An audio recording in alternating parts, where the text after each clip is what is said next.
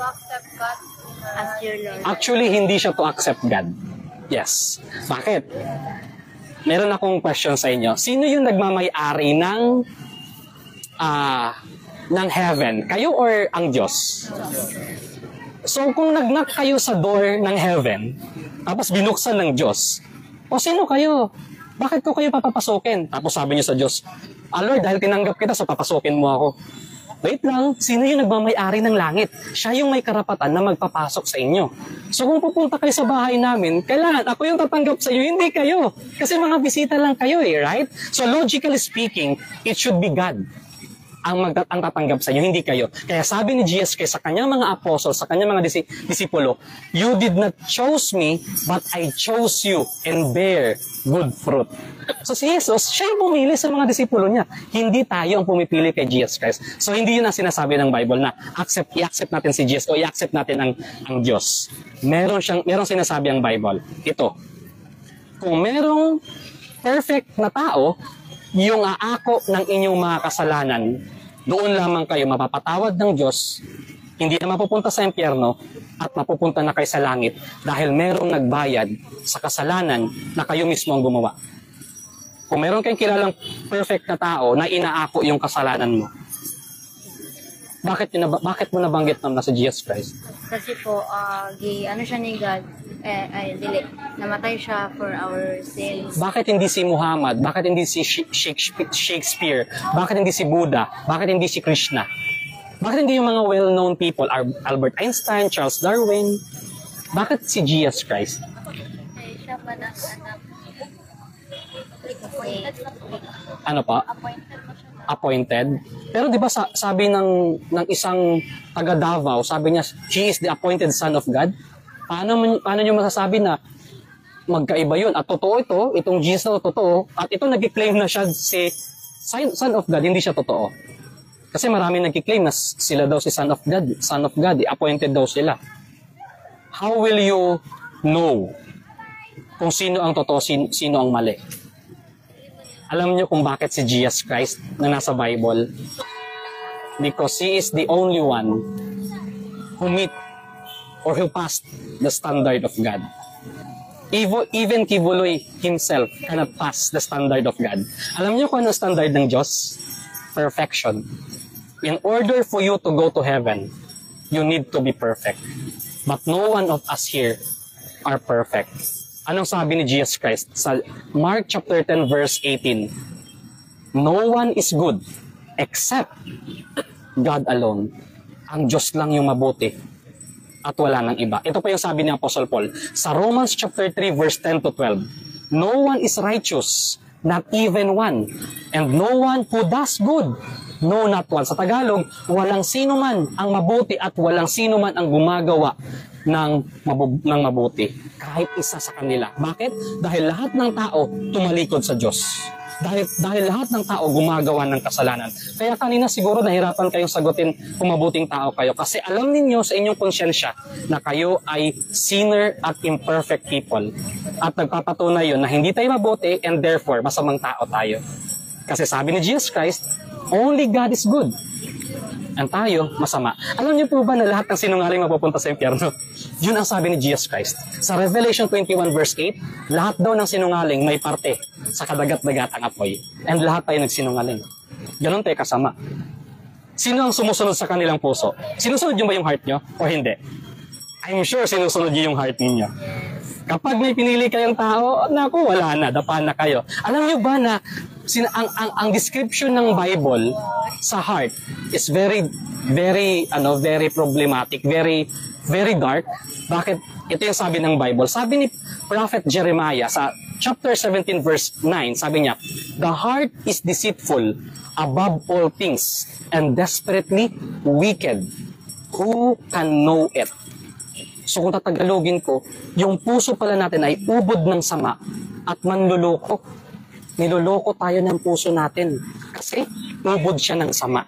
Hindi siya sumusunod sa Diyos. Ganun ang puso ng tao. So, sabi ng Bible, we are by nature children of wrath. Ibig sabihin, anak tayo sa puot ng Diyos. Kinapupuotan tayo ng Diyos dahil sa ating kasalanan. So mali pala yung thinking ng mga tao na mahal kami ng Diyos, kahit anong gawin namin, mahal kami ng Diyos. Ibig sabihin, binago nila yung pananaw nila, yung understanding nila sa character ng Diyos. Bakit? Dahil sa John 3:16. For God so loved the world that He gave His only begotten Son, that whosoever believes in Him should not perish but have everlasting life. So, nag-come up sila na mapagmahal naman pala ang Diyos. So, okay lang, gumawala ako ng kasalanan. Inabuso nila yung Diyos. Pero hindi nila nalaman na according to the Bible, kung babasahin niyo po yung Bible, ang sabi niya, ang puot ng Diyos ay nangingibabaw sa kalangitan. At sa lahat ng tao nagpapatuloy sa kasalanan, nananatili yung puot niya sa kanila. Sabi ni Jesus Christ sa John chapter 3 verse 36, whoever does not obey the Son shall not see life. Hindi makakapunta sa heaven kasama siya. But the wrath of God abides on him, in him. So yes, God is love, pero at the same time, God is holy and just. And He will never set aside yung kasalanan na ginagawa natin. Kaya may kaparusahan po. Ang sabi po ng Bible, ang kabayaran sa kasalanan ay kamatayan. For the wages of sin is death. Kung ano man yung ginugugol mo dito sa mundo, gumagawa ka ng kasalanan, gumagawa ka ng kasalanan, hinaharbor mo yung galit ng Diyos na someday, i-rip mo siya pagdating ng panahon. So, ibig sabihin, meron kang utang sa Diyos na kailangan mong bayaran. Babayaran mo yun pagdating ng panahon, which is sa impyerno. Ang solution, there's only one solution. If there is a perfect person who can save you. And tama yung nabanggit ni ate kanina. It is only through Jesus Christ.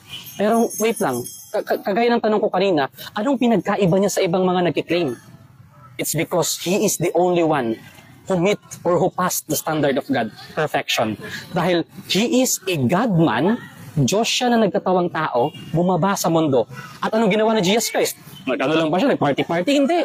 Sinunod niya yung 10 Commandments on behalf of the sinners. Ikaw na hindi nakapasa, ikaw na hindi nakasunod, siya ang gumawa.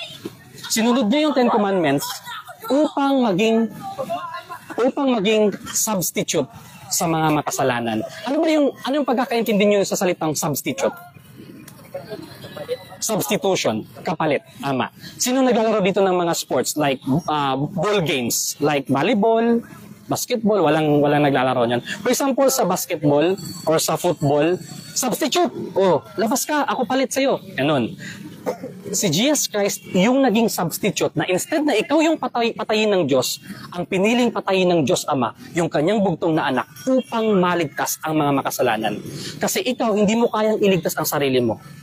Siya yung may kaya nun. Kaya siya yung namatay sa cross, yung puot ng Diyos, ibinuhos niya doon kay Jesus Christ, dahil tinanggap niya yung sacrifice na ginawa ni Jesus Christ sa cross. So instead na sa'yo ibubuhos ng Diyos yung galit niya, doon niya ibinaling sa kanyang bugtong na anak. Dahil si Jesus Christ lang yung kayang gumawa nun at wala ng iba. So namatay si Jesus Christ sa cross. On the third day, He rose again and He is now seated at the right hand of the Father. Alam niyo po kung anong tinatawag dyan? Yung ginawa ni Jesus Christ, ang tawag po niyan, good news. Sa Tagalog, magandang balita or mabuting balita. Bakit po siya tinatawag na mabuting balita? Or good news, yung ginawa ni Jesus Christ sa cross. Bakit siya good news? Lord, bakit ba good news yung ginawa mo? Bakit kaya? Tama po. Dahil meron siyang ginawang solution para sa mga makasalanan. And I just want to tell you this, ginawa yun ni Jesus Christ para magbigay ng kasiguraduhan sa kaligtasan ng mga tao. Pero hindi po si Jesus Christ namatay para sa lahat ng tao. Kasi hindi po lahat ng tao ay maliligtas. Namatay po si Jesus Christ on behalf of His sheep. Ang sabi ni Jesus Christ, I am the good shepherd. And the good shepherd lays down His life for the sheep. Kung kabilang kayo sa tupa ng Diyos, sa tupa ni Jesucristo, tunay na kayo ay lalapit kay Jesus at tunay na kayo ay magsisisi sa inyong kasalanan. At ito yung utos niya sa atin. Kung kayo ay magsisisi sa inyong kasalanan, yes, repent. Kung kayo ay magsisisi sa kasalanan, tatalikod sa kasalanan, yun yung una. At pangalawa, at ibigay ninyo ang inyong buong tiwala at pananampalataya kay Jesus na doon sa kanyang ginawa sa cross, yun lang yung tanging paraan o solution para kayo ay maligtas sa inyong kasalanan at hindi na mapahamak sa impyerno. Bagkus, bibigyan niya kayo ng buhay na walang hanggan sa langit kasama siya. Yun yung regalo niya sa sino mang sasampalataya kay Jesus at magsisisi sa kasalanan. Ngayon, kung gagawin nyo yun, then, ibig sabihin, kabilang kayo sa tupa ni Jesus na kung saan ibinigay niya ang kanyang buhay para sa kanila. So ito yung prayer ko, ito yung urge ko sa inyo, persuasion ko sa inyo. Repent today, and believe in the Lord Jesus Christ. Hindi lang yung intellectual assent yung hanggang knowledge lang na kilala mo si Jesus, may namatay sa krus, hindi lang ganun. Kundi ibigay mo yung 100% confidence mo sa Kanya. Paano ba binibigay yung confidence sa isang tao? Paano ba ipinapakita sa isang tao yung confidence? Yung trust.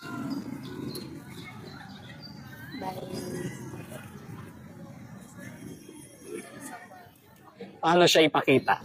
Yung pagtitiwala. Pag pinadala mo yung laptop mo sa kaklase mo, may tiwala ka ba sa kanya? Kaya mo pinadala yung laptop, di ba? Pag sumakay ka ng tricycle, may tiwala ka sa tricycle driver. Ibig sabihin, ang pagpapakita mo ng tiwala, sumakay ka sa tricycle kasi alam mo na yung tricycle driver, dadalhin ka niya sa lugar kung saan mo gusto.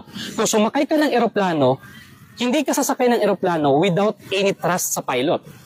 So in order for you na ma-express mo yung trust sa kanya, kinakailangan mo sumakay sa airplane, tama? May tanong ako, anong purpose ng parachute sa airplane? Tama, pag merong plane crash, ano ba yung tulong niya? Anong purpose ba yun? Anong gamit niya? Para parang titingnan mo lang siya, tapos, or meron kang kailangan gawin. Susuotin mo siya, right? So, nagbigay ka ng trust sa parachute. Hindi ka lang naniwala. So, huwag ka lang maniwala na nag-i-exist si Jesus Christ, na namatay siya sa cross, kundi ipot mo yung trust doon. Na kung saan, Lord, naniniwala ako at pinagkakatiwalaan kita na kayo lang ang makakapagligtas sa akin. Hindi yung church ko, kung anong religion kayo nabilong. Kahit padalhin namin kayo sa church namin, ang church namin hindi kayang iligtas kayo. Kahit balik-balik pa rin pa namin yung Bible namin, hindi namin kayo maliligtas. Ang kaya lang magligtas sa inyo sa kasalanan ninyo, Jesus Christ. Sabi niya, I am the way, I am the truth, and I am the life. No one can come to the Father except through me. Siya lang po talaga ang makakaligtas sa inyo. Hindi si Mary, may Mary ba sa inyo? I mean, si Mary, yung mother ni Jesus Christ, hindi ibang tao. It is only Jesus Christ. Bakit si Jesus Christ? Kasi siya lang naman ang nakamit sa standard ng Diyos. Yung kanyang perfection, yung righteousness niya, pwedeng mapunta sa inyo, at yung kasalanan ninyo, mapupunta sa kanya kung kayo ay magtitiwala kay Jesus Christ. Okay? So, kailan nyo gagawin yung dalawang bagay na yon? Ngayon, ano yung dalawang bagay na yon? Ano yung una? Repent. At pangalawa, trust. Kanino? Kay Jesus Christ. Specifically kay Jesus Christ kasi siya yung namatay sa cross eh. So, kailan nyo siya gagawin? Nagtigil sila ate. Parang ano. Pero bakit nyo nabanggit na ngayon? Ano yung nag-push sa inyo para sabihin na, kuya, ngayong araw na to, bakit nyo nasabi? Yes.